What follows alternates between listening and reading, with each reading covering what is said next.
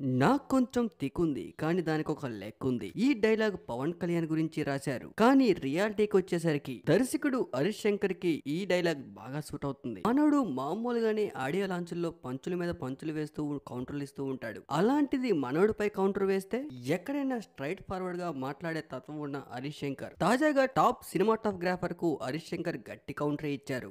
ఇంతకీ ఎవరైనా అసలు ఏం జరిగింది అనే దాంట్లోకి వెళ్తే ఈ లైన్ హరీష్ శంకర్‌కు పర్ఫెక్ట్‌గా సరిపోతుంది.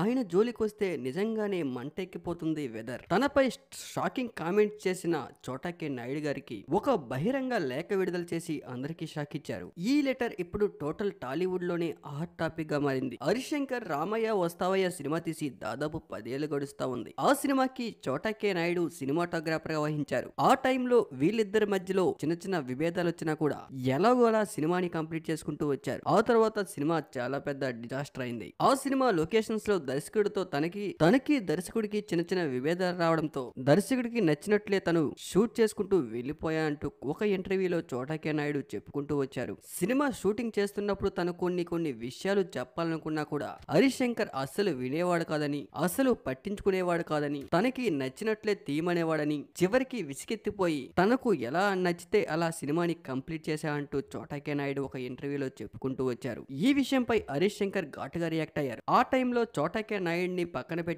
వేరే కెమెరామాన్ ని ఆ సినిమాకి పెడదాం అనుకున్నాం. కానీ గబ్బర్ సింగ్ అప్పుడే హిట్ అవడంతో ఒక్కసారిగా అంత పెద్ద కెమెరామాన్ ని మారిస్తే 10 మంది 10 రకాలుగా అనుకుంటారని ఆ టైంలో ఆ సినిమాని ఎలాగోలా కంప్లీట్ చేశాం. ఆ సినిమా పెద్ద ఫ్లాప్ అయింది. కానీ ఏ ఒక్క రోజు కూడా ఏ ఇంటర్వ్యూలో కూడా నీ గురించి తప్పుగా మాట్లాడలేదు అంటూ స్ట్రాంగ్ కౌంటర్ ఇచ్చారు హరీష్ శంకర్.